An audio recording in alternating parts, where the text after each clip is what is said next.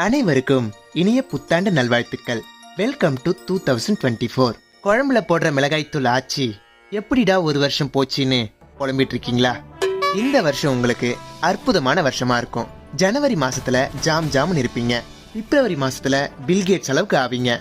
March மாசத்துல மாற நிமித்தி நடப்பீங்க.